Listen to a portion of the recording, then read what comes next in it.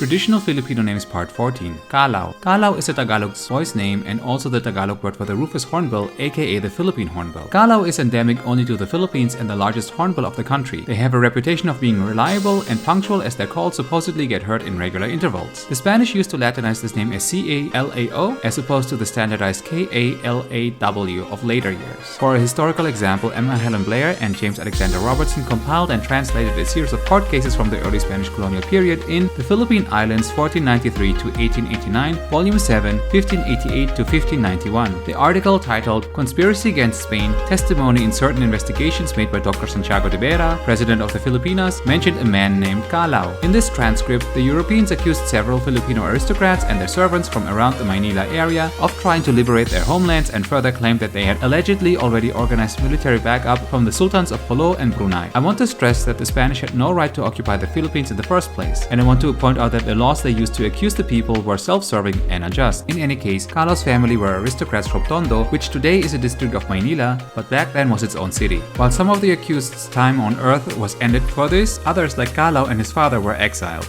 His exile lasted for 4 years, and half of his belongings were taken by the Spanish. His father, whom the Spanish records refer to as Don Luis Amani Kalaw, was sentenced to 6 years of exile, and all of his belongings were taken by the Spanish. After an appeal, the father's exile was shortened to 3 years, but the Spanish still stole everything he owned. Noteworthy here is Kalaw's father's perceived surname, Amani Kalaw. Pre-colonial Tagalog people did not have surnames per se. When a person introduced themselves, it was considered extremely rude to spend those precious seconds of saying their name with focusing on themselves so much, so they tried to redirect the attention to something or somebody else. For this reason, parents would state their names alongside the names of their first child. The common phrase used is what you see Don Luis said. Amani Kalaw is Tagalog for father of Kalaw. Ama is formal for father and ni means of. Side note, ni can only refer to names. For nouns that aren't names, you have to use nang. Mothers would introduce themselves as inani. Ina is formal for mother. A number of early colonial records by the Spanish would have people introduce themselves with those phrases. Grown-ups without children tended to bring up nicknames, which I'll gloss over in another video. Ultimately, the colonizers would assign Spanish surnames to the indigenous populations. Intersprinkled betwixt them were indigenous words. This is how Kalaw became a surname, as can be seen with Teodoro Kalaw, Secretary of the Interior, member of Batangas' 3rd District in the Philippine Assembly between 1909 to 1912, during the US period of the Philippines.